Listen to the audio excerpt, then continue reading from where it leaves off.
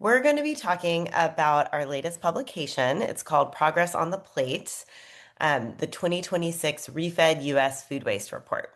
We released it just over 2 weeks ago, so hopefully you've had a chance to dig into it. And today I'm just going to take a few minutes to highlight some of the key information in the report, and then we've reserved a bunch of time to answer your questions. We're only scheduled for 30 minutes today, so keeping it short. But if we need to go over because there's a lot of questions, we can do that. And if you don't know me, my name is Dana Gunders. I'm the president here at ReFED, and it's just me today. I'll be presenting a few slides, and then we'll open up the floor for the questions, like I mentioned. Before we start, though, if you're not familiar with ReFED, we are a US-based nonprofit that partners with food businesses, funders, solution providers, policymakers, and more to help solve food waste. And as I'm sure you know, food waste is an enormous waste of resources. It's money we're throwing away and has negative impacts for our planet and our communities. Our goal at ReFED is to increase the adoption of solutions to food waste. And one way we're doing that is through events and webinars like this that just can help get information out there and inform the work that you all are doing. Another way we try to help is to host our annual ReFED Food Waste Solutions Summit. This year, we're bringing the summit to Charlotte, North Carolina. It is next month, coming in hot here, May 19th to 21st. And we are excited to have so many people already registered. We hope to see many of you there. The summit is the key food waste event of the year. It brings together hundreds of thought leaders, decision makers, advocates, and more. It's 3 days long, full of insights, inspiration, action. We do field trips, we do networking. It's a jam-packed schedule, but we also have plenty of time for people to connect. And each year we hear from people how valuable that time is. So we've made sure to actually really set aside a lot of connection time as well. Last year's summit was sold out, and we're anticipating the same for this year. So we will drop a link to the summit in the chat here. Make sure to get your tickets. And with that, let's get going. Progress on the Plate is our annual report on the state of food waste in the US. We first published a report like this last year, since it's our second annual. And we did so as a way to go beyond the numbers that we normally release and give more of a view into the things that we're seeing when it comes to fighting food waste. So this report has the numbers, but it also has deeper context. You know, we're looking at trends, we're looking at opportunities, and we're also looking at some of the barriers. And our hope is that this is a way for the field to really level set on its efforts and have a clear vision for how to continue moving forward, and also kind of a reliable way to check in each year on what's happening. So when it comes to the numbers, here's the top line. We were really excited this year to see a year-over-year reduction from 2023 to 2024. And many of the numbers you'll see here are about 2024 because that's the most recent year for which we have data. We're seeing a 2.2% reduction in total surplus food, so across the whole food system. Per capita, though, that actually equates to a 3.7% reduction. And I will tell you, I'm really excited about this because while it may seem like a small number, this is the first time we've seen a decline in food waste outside of the pandemic. And so we are just really excited to see a number that went down a little bit. And again, while it's like, 2.2 sounds like a small percentage, it has, it's of a big number. And so the impacts are really real.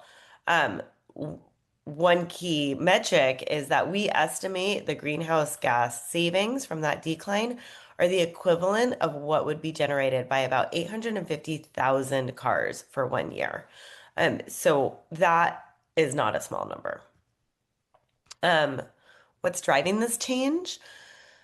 One of the key drivers this year is households. residential food waste declined by 4% from 23 to 24, which was a 5% per capita decrease. It's almost a million tons of food that were not wasted. And the decline is due to people really managing their food better, likely because of a sustained period of high food prices that we've been going through. And we actually conducted a survey with YouGov um, to really try to understand better what was going on in households. Um, and to understand how are consumers changing their behaviors in response to higher food prices. In fact, 56% reported wasting less food than a year ago due to grocery price changes. So real numbers here. Um, and first we asked them, have you been spending more on groceries?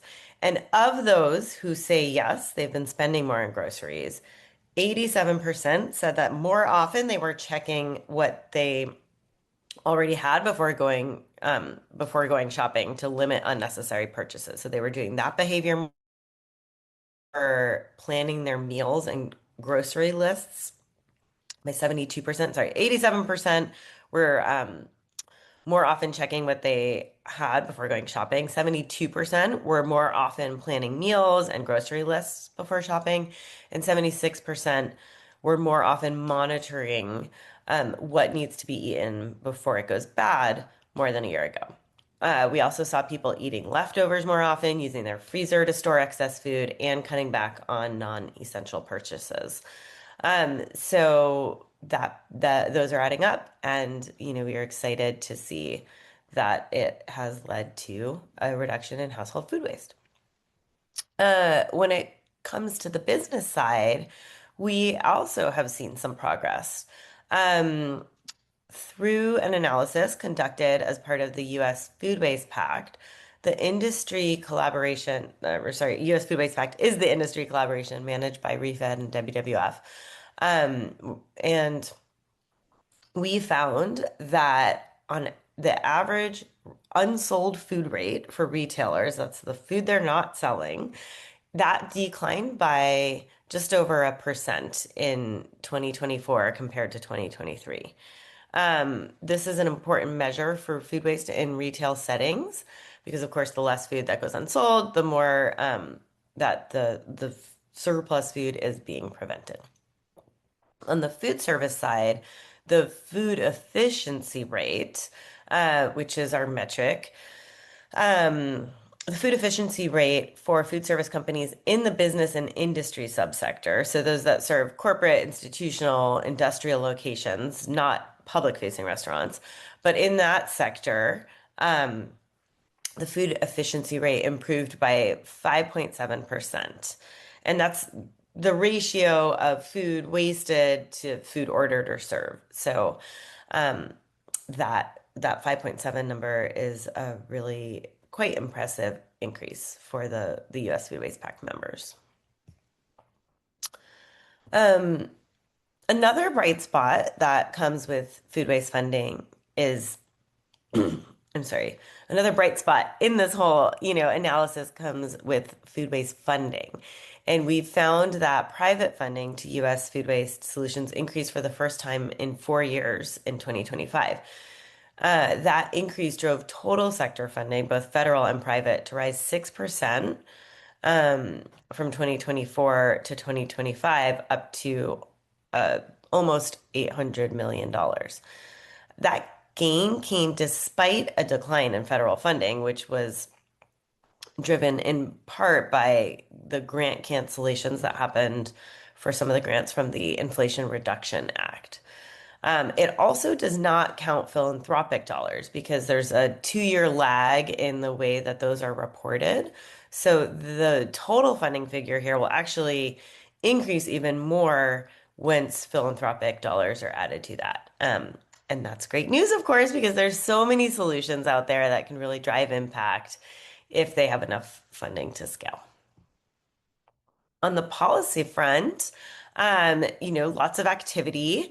In 2025, Maine passed a food waste diversion policy, and that now brings the total to 12 of states that have some kind of food waste diversion policy in place.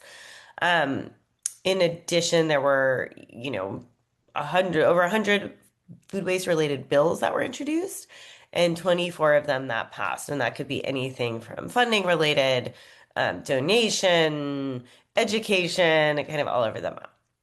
Um, and one of the kind of more exciting um, aspects of policy right now is with the Food Date Labeling Act. Uh, there's really been a renewed momentum. And this is a federal act, and it was reintroduced to Congress this year. And for the first time, we had a Republican co-sponsor in the Senate, Senator Rick Scott. That's been really exciting.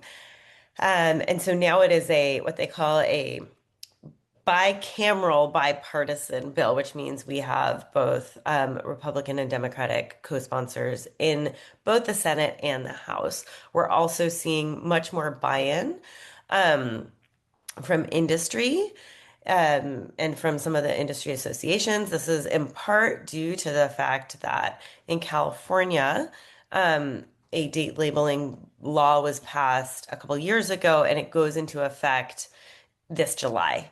And so I think that going into effect is really driving more support for a federal law, especially as other bills have been introduced in other states. The industry does not want to see different laws popping up all over the place.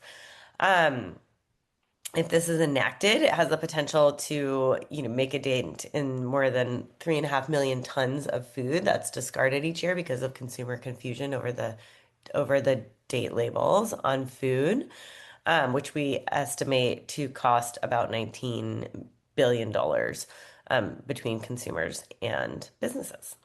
So we're excited to see that moving along, and I will just share in a very wonky way that just today I learned that the Energy and Commerce Committee in the House has included this act in its upcoming markup hearing, which sounds very wonky and unexciting, but is actually a really big procedural step in getting this to a vote. So we're excited to see movement on that. All right, now let's talk about some trends that we see coming up. As we're looking ahead for this year, one of the areas we're really looking at is food service. As the sector expands and looks to expand on the reductions that they even already had, there's an opportunity for operators to just reevaluate their menu options, their portions in an effort to save money and reduce plate waste. The definition of value for a growing segment of consumers is really changing these days to include quality, to include customization, and the operators who are really seeing those signals and responding, we think will have a competitive advantage. This includes the growing influence of GLP-1s, which certainly are really creating a much bigger market segment demand for some of those smaller portions.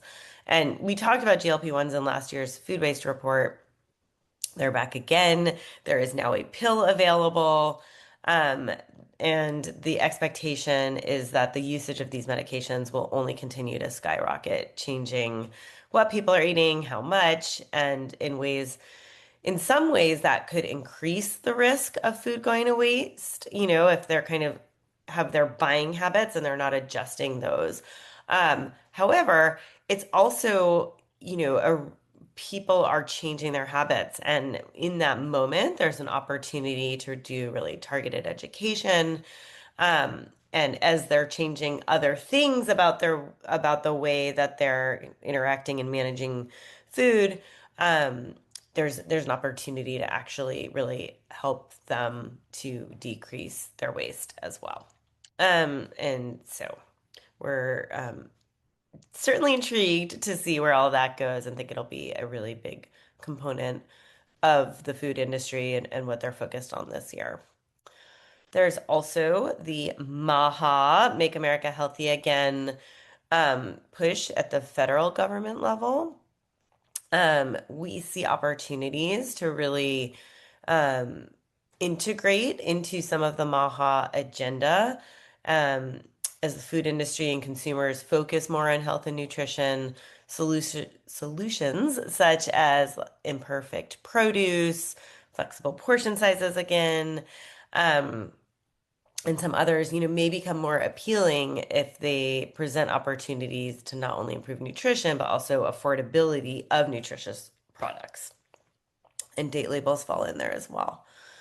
Um, I do want to also mention, not on the slide, but of course, um, one other thing we're hearing a lot right now is around just supply chain disruptions, and that being a key just focus area for food businesses as they look ahead. And for them, it's really just been one thing after another. And of course, currently that thing is the war and all of its implications, the war with Iran. Um, in addition to just the general disruption of supply chains, there's also, because fertilizer is such a key component of what is stuck right now, there are, I've seen many predictions that food prices will actually tend to increase even more. So, there could be disruptions at the growing level because of the fertilizer. It's becoming really a crisis for fertilizers right now. There certainly could be some price increases that go along with that. So that's another trend we'll be watching. Um, yeah, that's kind of, as we said, short and sweet. So that's what I wanted to highlight from this year's report. There's a lot more in there, a lot more detail, of course, for you to explore. But for now, I would be happy to take some questions that are coming in from the Q&A box. Um, we've also received a few questions from people since the report was published, so may hit on some of those as well here. But let's start with the Q&A here. How is household waste measured? Someone asked. Um, Measure is a challenging word, right? We know that we do not have uh, scales on every single, we don't have our smart meters as we do for energy on every household in America. So, of course, it's a challenge. And frankly, as with all of ReFED's numbers, we model, we have a model. They're all estimates and they're all from a model. The way we go about that for our household numbers is that we work with a researcher at Ohio State University named Brian Rowe. Thank you, Brian, if you're out there.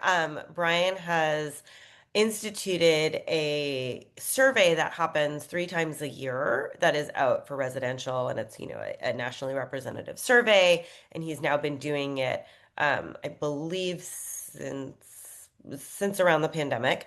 I will try to get the exact number right, but so we have information from his survey that is feeding into kind of a way that we take that information.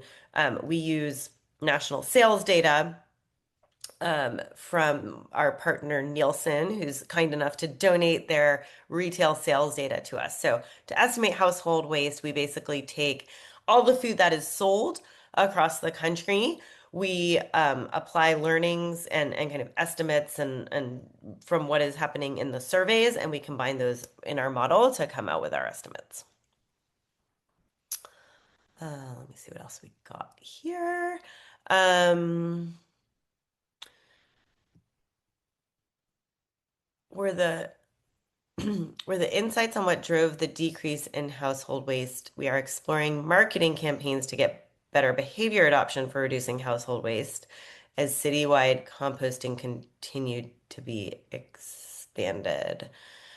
Um, yeah, I mean, I think the biggest insight is that people are reacting to food prices. And it's interesting because in 2023, when we looked at this, our numbers showed that household food waste actually went up a little bit between 2022 and 2023, and now has gone down. And we can only guesstimate, right, from our survey we did, from other things we've read, from other surveys, but our sense is that initially when food prices went up, people were really focused on buying cheaper, right? So they were focused on promotions, on sales. They were switching brands from a premium brand to maybe, the white label brand. Um, and maybe they were, shopping sales, promotions, but they weren't necessarily thinking about managing their food better as a way to address higher food prices. And it seems that over time, and maybe that's because they didn't think it was permanent, who knows? That's Dana's guess. But over time, they haven't gone down. And I think people have started to now look at, okay, wow, how do I adapt my behaviors and how I'm managing food or how I'm shopping for food to really impact my overall food spend. And so that's why, I don't know if that's why. That is my guess as to why that. And so, we do believe the predominant factor is a response to sustained higher food prices. Um, okay. Can you elaborate on the meaning of the 5.7 decrease in the food efficiency rate in food service? Um, the rate itself is a metric, right? It's a way of just saying of all the food you sell, how much is going to waste. So it's it's one that's been used for a little while in the food service industry. And so when there's a decrease, I actually think it should be named the food inefficiency rate because it's a good thing when it goes down. But when there's a decrease, it means that less food is going to waste per food sold, if you will. So that's what that means. Is the business data self-reported, or is there another way that it's collected? Business data is self-reported. Yes. Um, we do have a system that it's collected through, and that system tries to, as best we can right now, um, make sure it's as apples to apples as we can get. Um, but it is not audited by us, and it is not a third-party number. It is self-reported. Um, Next question. The EPA food waste pyramid has feed humans just below source reduction. Why do you think food rescue is much less funded than recycling? Um, I would say two responses to that question. One is that typically, food donations and food rescue are philanthropically funded. And as I mentioned, those numbers in our funding do not include philanthropy yet. So, um, I would expect that the funding, kind of bar for philanthropy would add to the food rescue component of that. That's one thing. Recycling is expensive. And so when it gets funded, the numbers are big. And, because oftentimes you're talking about infrastructure, building a compost facility, buying trucks, depackaging, sorters, all those types of things, which are what make that side of things a much more expensive thing than food rescue, which also involves trucks, but doesn't have kind of some of the other costs always with it. So, that would be my guess as to the answer to that one. All right, moving on here. Do you have suggestions about how to get local businesses on board with reducing food waste and participating in food rescue efforts? Oh goodness, I don't know that I have the suggestions. I think we have so many great people in our network who do.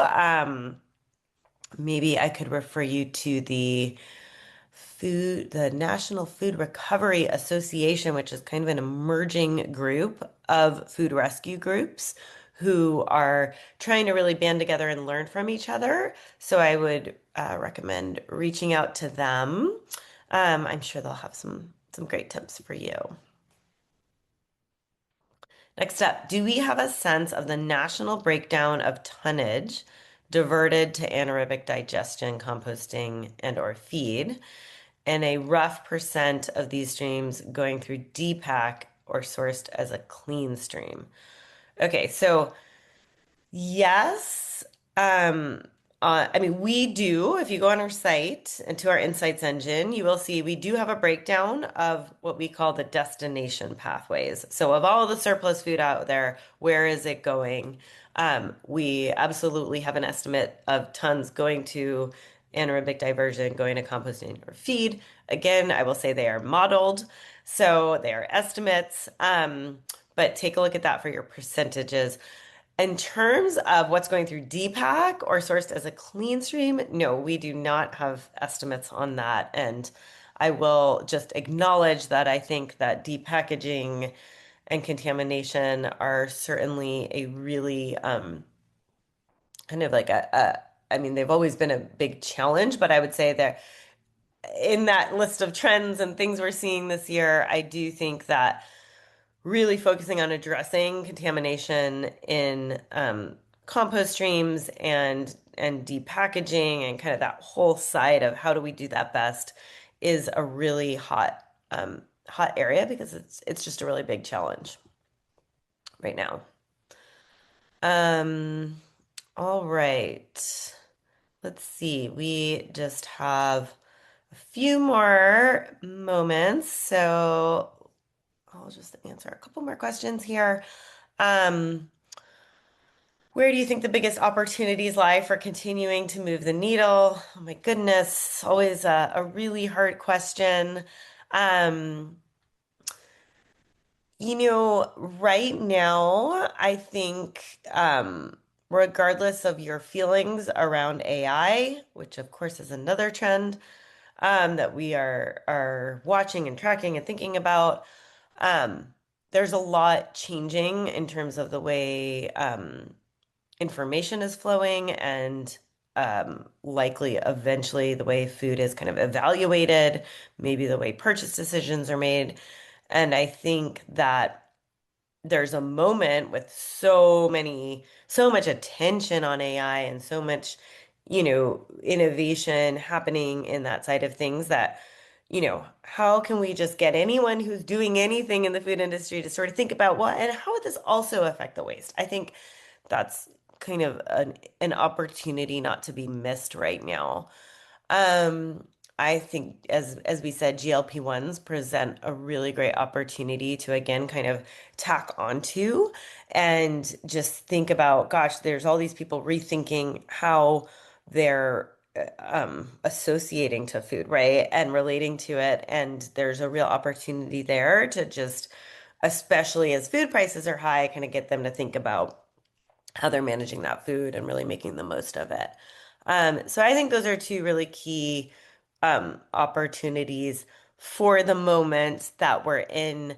Of course, I'll just add a third, which is super unsexy. I think there's just a lot of opportunity in training employees. Last year, the U.S. Food Waste Pact put out an employee engagement toolkit for any business to take to their employees. And we really realized how critical frontline workers are to implementing whatever a business is trying to implement. And so getting them and often they really do resonate with this topic really resonates with them. So getting them to think about that as well. Um, all right. I think that is all we have time for today. So thank you so much for joining us, for all your great questions. We could do this for another half hour, I'm sure. And of course, on the screen here, we have the info to connect with us. You'll be receiving a recording of today's session in your email. And yeah, I just want to thank you all for being here. It's been great to speak with you, and I hope to see many of you in real life in May at the summit in Charlotte. All right, have a great rest of your week. Bye-bye, everyone.